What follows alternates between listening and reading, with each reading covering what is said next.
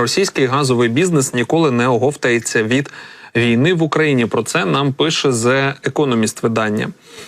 Надії на китайський порятунок виглядають все більш марними. Коли російські лідери зупинили більшість поставок газу до ЄС у 2022 році, вони вважали себе розумними. Ціни миттєво злетіли вгору, що дозволило Росії заробити більше попри зниження обсягів експорту.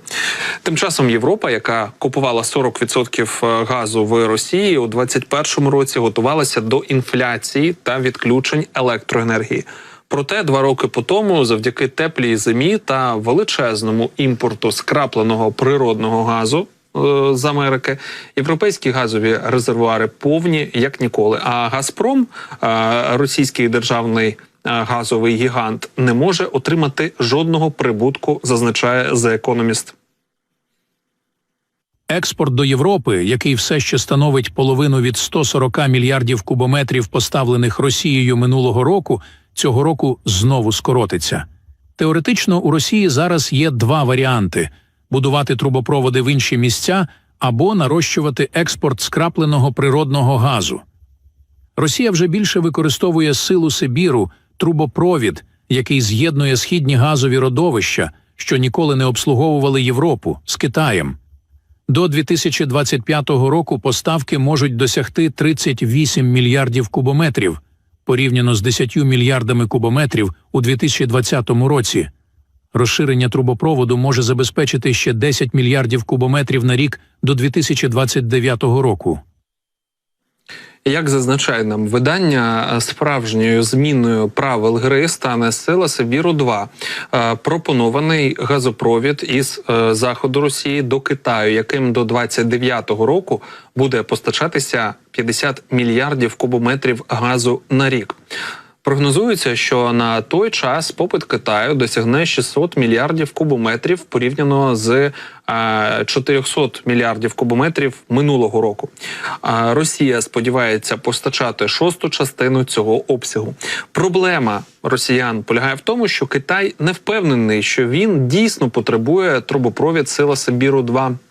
Навіть якщо проект буде завершено, він може запропонувати Росії невигідну угоду. Китай збереже інші джерела газу, зокрема з Центральної Азії. Міністерство економіки Росії вже прогнозує, що ціна експорту газу до Китаю в середньому становитиме $257 за кубометр у 2027 році порівняно з $320 для решти європейських клієнтів. Нарощування виробництва СПГ, другий варіант Росії, виглядає дещо безпечнішим. Газ, яким Росія постачає свої головні термінали зі скраплення, дешевий, ніж у будь-якого експортера, навіть у Катару. Росія прагне збільшити експорт скрапленого газу до 100 мільйонів тонн до 2030 року, що еквівалентно 138 мільярдів кубометрів газу, порівняно з 31 мільйоном тонн минулого року. Вона прогнозує, що її частка на ринку скрапленого газу досягне 20% до 30-го року, порівняно з 8% зараз. Але це може бути нелегким завданням. Нові заводи і транспортні об'єкти СПГ потребують західних товарів, які через санкції стали важкодоступними. Тому Росія намагається розвивати вітчизняні технології.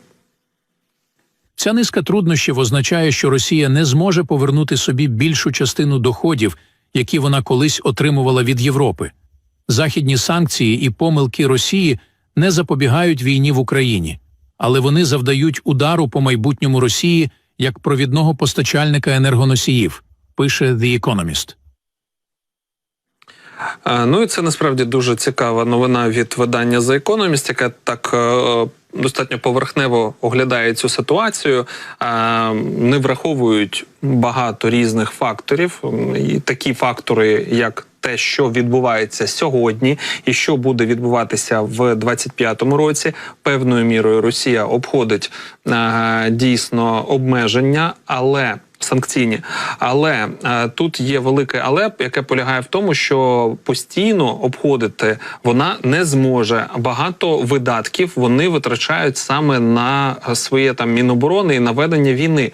Дуже багато коштів вони перерозподілили саме на війну в Україні, що в принципі абсолютно виключає якесь хоча б мінімальне вітчизняне виробництво, яке стосується чогось окрім війни. Тож питання і плани про газ, скоріш за все, у Росії так вони будуть і залишатися. Ну, приблизно на тому ж рівні, на якому у них залишається питання космосу, який також показав свій результат в лапках.